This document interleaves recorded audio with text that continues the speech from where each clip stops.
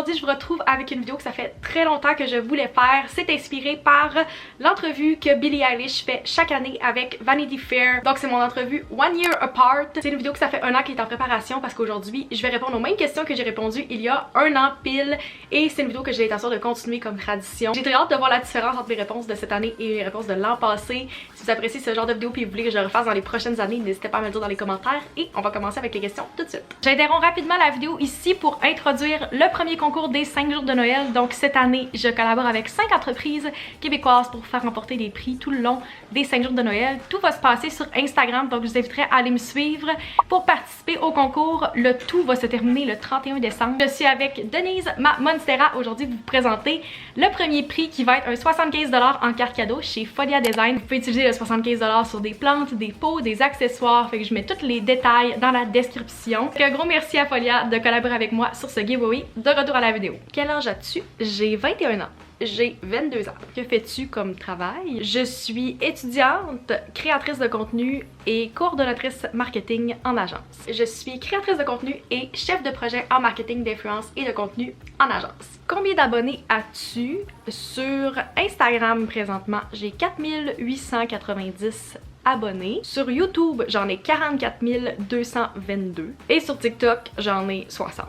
On va regarder ça en direct ensemble. Sur Instagram, j'en ai 5334. Sur YouTube, j'en ai 44 368. Et sur TikTok, j'en ai 544. Avec quelle marque as-tu travaillé cette année? Cette année, j'ai travaillé avec beaucoup d'entreprises en nourriture. Fait que j'ai commencé à travailler avec Provigo pour la première fois et j'ai travaillé avec eux plusieurs fois depuis. J'ai aussi travaillé avec Cidre Montrouge, Cidre Lacroix et Maple Tree cette année. Fait que toutes des breuvages et de la nourriture.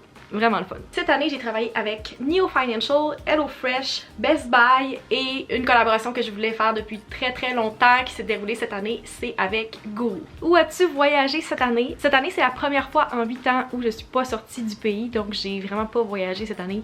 J'ai même pas voyagé à travers le Québec, je suis seulement restée à Québec et au Lac-Saint-Jean. Cette année, j'ai eu la chance de repartir en voyage pour la première fois depuis 2 ans.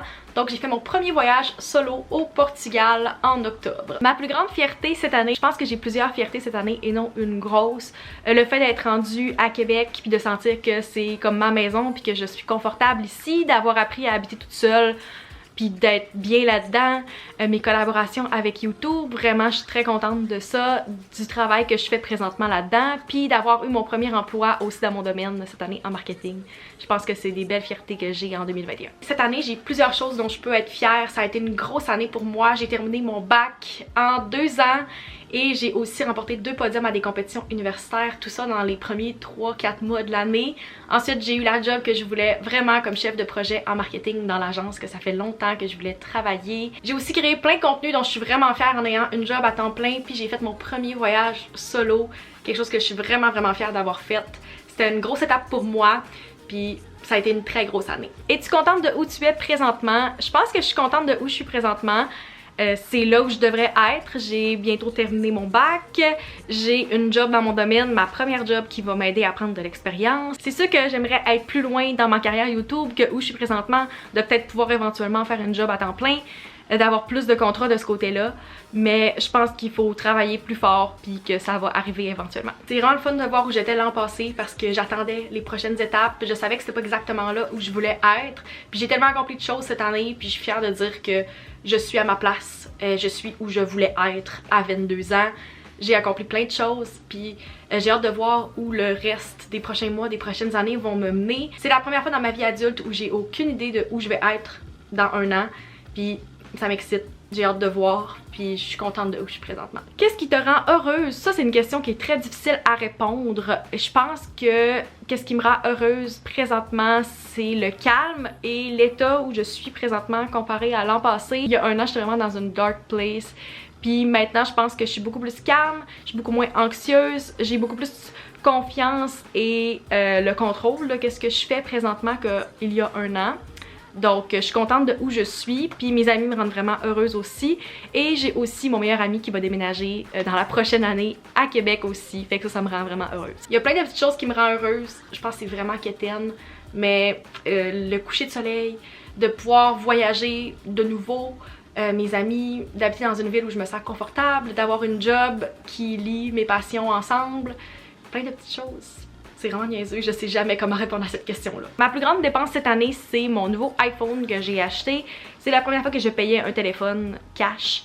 Fait que pour la création de contenu, pour ma vie en général, je voulais un nouveau téléphone. J'ai décidé d'investir dedans. C'est pas quelque chose qui prend de la valeur, mais c'est pas mal la plus grosse chose que j'ai acheté cette année. Je suis restée assez calme dans les autres dépenses, justement parce que j'ai pas voyagé. Outre mon loyer qui me coûte très cher pour habiter toute seule, ma plus grosse dépense cette année, ça a été mon voyage solo au Portugal, mais ça en valait chaque sou. Si tu devais déménager cette année, où irais-tu? C'est pas mal certain que je vais déménager cette année. Je vais rester à Québec, ou je ne sais pas encore, c'est le temps qui va nous le dire.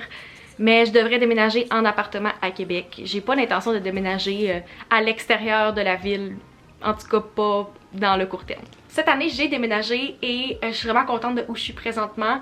Je pense que si je devais déménager, je resterais très proche. Sinon, j'aimerais ça vivre quelques mois à l'étranger éventuellement. Je pense pas que ça va être dans la prochaine année.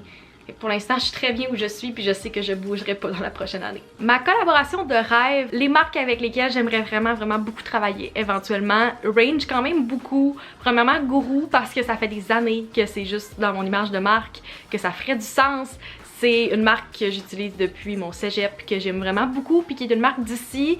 C'est toutes des marques d'ici dans le fond, Simons aussi. J'ai déjà travaillé avec eux, mais j'aimerais vraiment beaucoup refaire une collaboration dans le futur avec eux. Les hôtels Germain sinon, ou toute chaîne d'hôtels, c'est vraiment quelque chose que j'aimerais avoir comme collaboration éventuellement. Et sinon avec une compagnie aérienne comme Transat ou un hôtel, juste une chaîne d'hôtels, n'importe où dans le monde pour pouvoir faire des vidéos voyage. C'est quelque chose que j'aimerais vraiment faire éventuellement, du contenu voyage. Si c'était juste de moi, c'est ce que je ferais. C'est sur mon vision board encore pour 2023. J'aimerais beaucoup travailler avec Air Transat puis avoir mon premier voyage de presse cette année. Mon plus grand but cette année, ça serait de terminer mon bac, mais aussi de trouver un emploi où je me sens épanouie puis d'aimer qu'est-ce que je fais dans mon travail. C'est quelque chose que je sais pas où je vais être dans plusieurs mois parce que j'hésite. Est-ce que je veux continuer à travailler où je suis présentement? Est-ce que je veux trouver une autre job en marketing? Est-ce que je travaille pour moi à 100%?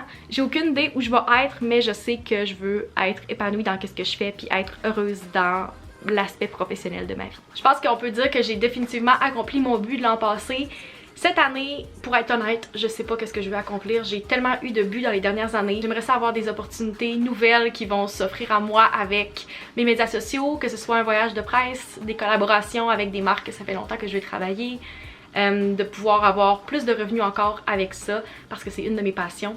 Fait que ouais, j'ai pas de but super précis, mais on va pas où la vie va me mener. Décris ta vie en un seul mot. Il y a beaucoup d'incertitudes dans qu'est-ce qui s'en vient pour moi dans la prochaine année. Je sais pas je vais être où quand je vais refilmer cette vidéo-là. Je pense que l'incertitude, ça peut aussi être excitant, ça peut être vraiment anxiogène, mais ça peut aussi être excitant, puis il faut le voir comme une opportunité. Parce qu'il y a plein d'opportunités qui s'offrent à moi, je sais juste pas où je vais aller. Mon mot pour cette année, c'est définitivement le mot growth. J'ai beaucoup vécu de changements, puis j'ai vraiment beaucoup grandi au cours de la dernière année. Fait que je pense que c'est vraiment un mot qui fit avec ce que j'ai vécu dans les derniers mois. C'est tout pour les questions, j'espère que vous avez apprécié la première édition de cette entrevue. J'ai très hâte de voir qu'est-ce qui va se passer dans la prochaine année pour pouvoir y répondre l'an prochain. Fait qu'on se retrouve dans une prochaine vidéo. Bye!